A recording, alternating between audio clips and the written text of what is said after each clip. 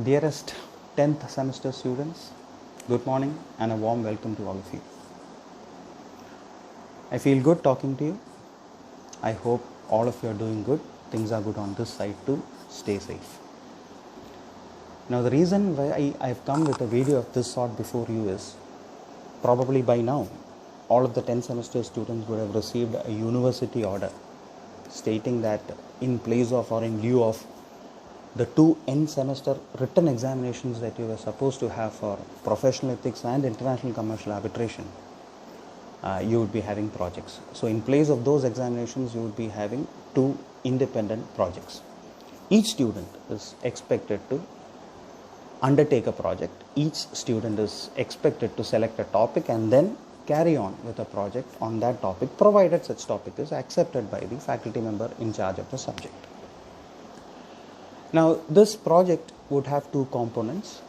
The written project that you would be submitting, which is otherwise called as a report, which carries 30 marks. And then there would be a viva on this report for 20 marks. So altogether you have 50 marks as a substitute for the examination. So you had 50 marks for the end semester examinations. Similarly, you have 50 marks for the projects also. So since this carries 50 marks and this is as a substitute for the end semester examinations, you will have to be a little cautious in approaching this project. It is only with utmost seriousness that you can approach this project. This project has to be an original work, and more importantly, this project is generally intended to improve your analytical and critical skills. So unlike a normal project or a research essay that you would be undertaking as a part of the internal assessments, in the case of this particular project, the approach will have to be much more professional, the approach will have to be much more structured, and the approach will have to be much more serious. So in a way, it's a very analytical work that you would ultimately have in the form of a report that you submit after the completion of the project. So this project being undertaken by the students for the first time, it is imperative that many of you may have aspersions or apprehensions regarding how to go about the project. What is it that we are supposed to cover within the project? How is it that we are going to select the topic? How do we write a synopsis for the topic? It's quite understandable that all these apprehensions would be there in you. So which is why this video was made. Now this video is only intended to serve as an additional aid. The detailed guidelines of how to go about this project and what is required in this particular project or in the report, that would be provided on the university website. There is a document specifically regarding that. This video is only as an additional aid to that. So don't just follow this video, follow the guidelines instead, but then this serves only another purpose. This is a much more personal interaction that we will be having. It's a face-to-face conversation that we will be having, though I am not in a position to see all of you, but still, which is the only reason why we thought of coming out with a video of this sort. So when you start off with a project, the first thing that's obviously going to bother you would be, what topic do I choose? How do I choose a topic? Now, in selecting a topic, you could have problems. In the sense, you are intending to work on this for some period of time. And as I said, this is serious research that we are contemplating by undertaking a certain project. So the first thing that you will have to be cautious about is, how do I choose a topic? Now, students can initially choose the topic by themselves. There is no bar on that. But it will have to be submitted to the faculty member handling the subject, and you will have to wait for her or his approval before you can do anything further on this particular topic. So the first stage is finding a topic by yourself, submitting it to the faculty member in charge of the subject, and then getting to know whether he or she has accepted the topic or whether the topic has been rejected. Now, there are timelines for all these things which would be provided in the detailed guidelines given on the university website, and it would otherwise be provided by the university also. So once you submit it for this, to the teacher concerned, you will have to wait, find out whether the topic has been accepted or not. If it has been accepted, we can move on to the next stage. If it's not been accepted, well then the teacher concerned will tell you as to what the problem with the topic is, and you may have to go for another topic altogether. Though in a video of this sort, it would not be possible for me to tell you all the do's and don'ts regarding the selection of a topic. It would make this video in fact too big. But then some small indications or some small guidelines can be given by me in selecting the topic. Always select a topic which is neither too broad nor too narrow. Even when you select the topic, the first thing that generally plays a role in you deciding on a topic would be your interest. There's nothing wrong in that. You can always choose a topic of your interest, but as a measure of abundant caution, it's not a mandatory requirement. Ultimately, you can decide on what topic you want to choose, but still, as a measure of abundant caution, it's always safe you take into consideration certain parameters before fixing on the topic.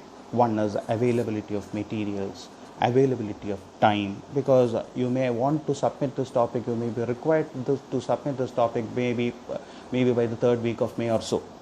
So which means you don't have too much time to work on this. You have sufficient time, but then you don't have too much time to work on it. So when you select a topic, if it's too broad, well then time might be a constraint there, or time might be a factor there. If you select too big a topic again, or you too niche a topic, there again availability of research materials might be a problem for you. So all these factors will have to be taken into account. The relevance of the topic, the importance of the topic, how significant it is on a day-to-day basis. Is it on a day-to-day basis? Well, how much time would you take to complete this topic? What sort of material would you get for the completion of this topic? How relevant is it? Would it help advance my knowledge in the subject a little more? All these things will have to be taken into account before you finalize a topic. So ultimately you are the best judge to decide on what is the best topic for you, but at the same time these things, if they are there in your mind, probably it might help you. Alright, now once you decide on this topic, the first thing that you need to know is, or the first thing that you need to do is send this topic to the teacher concerned. As I said, there will be certain timelines provided for all of these things. The teacher concerned would go through this and then decide on whether the topic can be accepted or not. As I said, if it's accepted, we'll continue. If it's not accepted, you may be asked to work on another topic. That is, you may be asked to find a new topic which is probably better suited for a work of this sort by the teacher concerned. So this is why selection of the topic becomes an important exercise here. So unlike, as I said, unlike the internal assessments that we had, because this is in lieu of the external examination, selection of topic itself is a serious thing. So unless you are pretty sure, unless you are very confident, unless you have all materials at hand to proceed with a certain topic, don't go for that topic, because it shouldn't be that after say 5 or 6 days you are left with nothing to work on this topic, other than the fact that your topic is a very niche area. So selecting a niche area is certainly much encouraged by all of us, but at the same time also ensure that you do get sufficient materials. You may have to arrange for materials beforehand before you can start approaching this. Now, one rule of thumb insofar as selection of topics is, generally you select a topic and then you go for finding out what all materials are available, what all literature is available, those things. Now, the better thing would be at least have a preliminary search, at least have a preliminary review of different literature, books, articles, etc., etc. Find out what the scope of a certain topic is, how relevant a certain topic is. Find out all those things and then decide on a topic, rather than automatically jumping into a topic just because you have a liking towards that, because there might be far more interesting topics available for you. So always keep that in mind. And then the next thing that I would like to tell you is, you should understand why there is a project of this sort. Not this sort, any project for that matter. The purpose of, or the objective of any project is something that students should not lose sight of.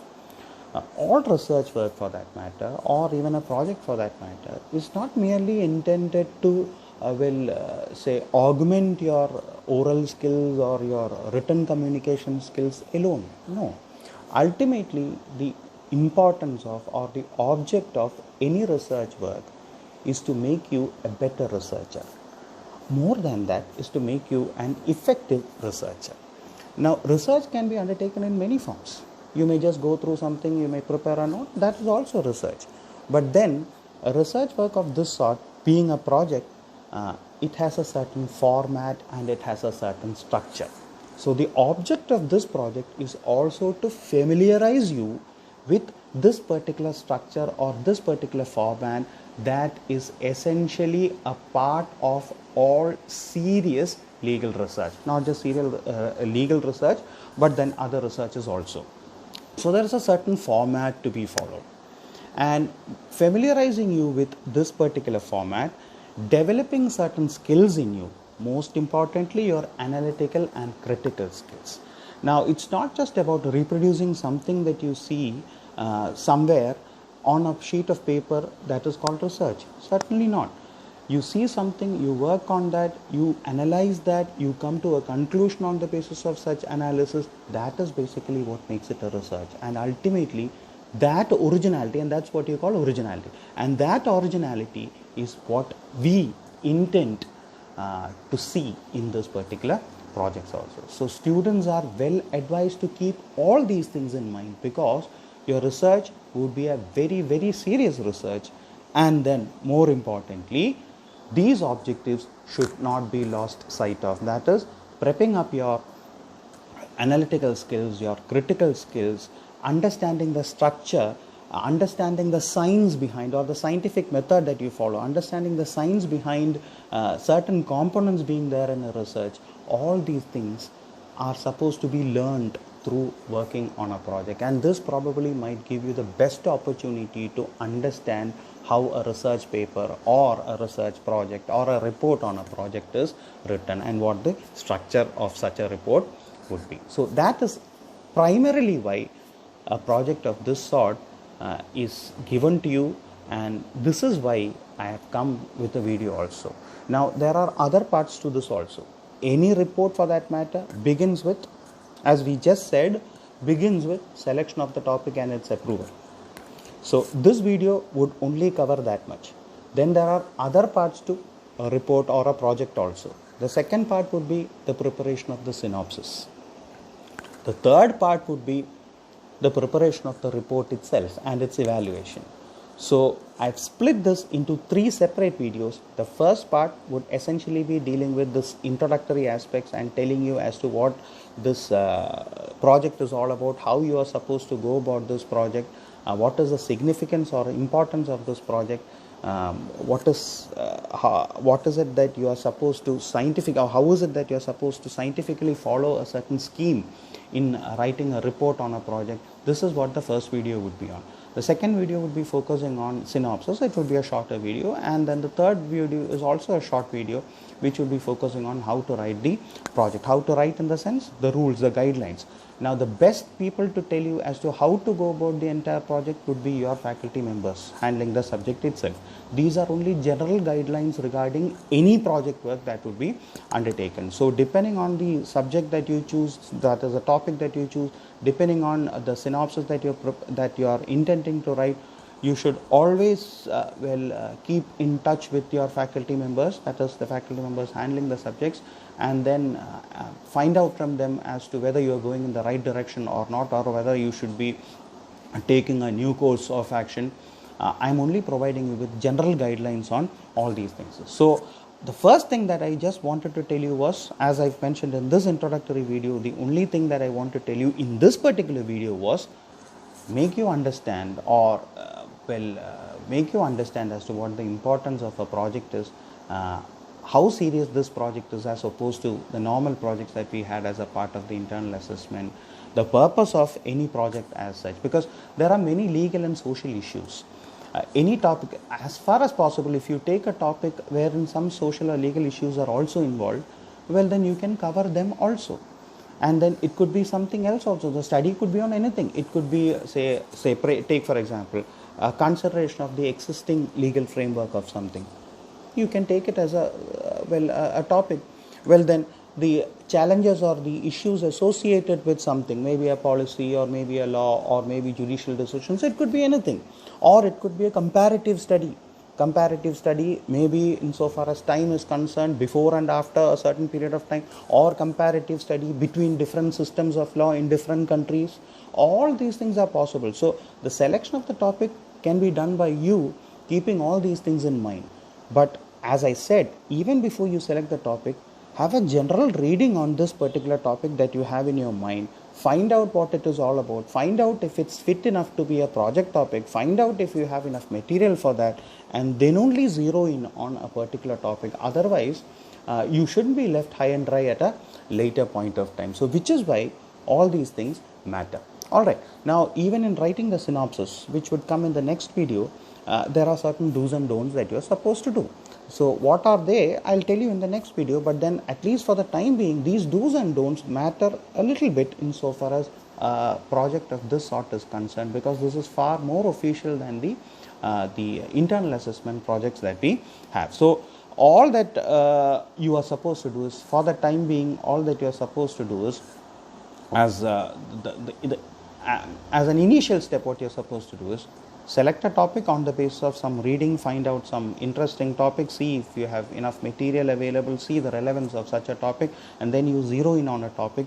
Let the teacher know what that topic is, wait for his or her approval of the topic or his rejection as the case may be, in which case find out another topic, and then we can go to the next stage of writing the synopsis on this particular topic also. But ensure that, or rather just keep in mind that unless the teacher gives an approval for a particular topic, you cannot go on to the next stage, you cannot start working on that particular topic. So merely because you are interested, merely because you have materials on a topic, you can't start working on the topic, you can't prepare a synopsis, even a synopsis on that particular topic, unless the teacher has specifically given his acceptance, his approval or his rejection as the case may be regarding a topic suggested by you. So teachers, unless you get their opinion on this, don't go in for a synopsis, because you cannot write a synopsis and then change it later, supposing the teacher later disapproves of this particular topic. So wait for her or his approval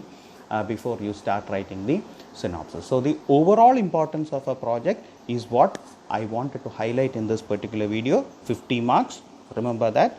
All seriousness with which you are supposed to approach this project, remember that it would be in a structured form. It is intended to improve your critical and analytical skills. Keep that also in mind. So which basically means that you will have to be very serious, you will have to be very earnest and honest in writing this report. It cannot be a haphazard report that you write. No, it cannot be. It cannot be just any report that you write. It will have to be an original report. You analyze something, you take a topic, you analyze something, you work on that for some period of time, and then you come to a conclusion on your own. This inquiry, this investigation, this is what is called research. You come to some conclusion, you make note of those conclusions, and if possible, if there are any suggestions to improve the existing scheme, you may even mention that within your project. So this is primarily why you have a project of this sort. But then how to go about this, how to write the synopsis, how to write the project, what all should be the components of the synopsis and what all should be the components of the project, I will tell you that in the next video. Even when you write the synopsis, it's not like a synopsis that you would have otherwise written wherein it was just an abstract. No, synopsis would be an abstract, that is the introduction of the topic plus many other things, the objective of the study, the relevance of the study, the scope of the study, the background of the study, and then also something else, the literature that you have already reviewed for the purpose of starting with the project and continuing with the project. All those things will have to be mentioned there within that particular synopsis. The synopsis is also going to be a substantial document about which I will talk in another video, or I will talk in another video, and that will come immediately after this. So as an initial introduction on what this project is and how important this project is, this is all that I would like to say. Thank you so much.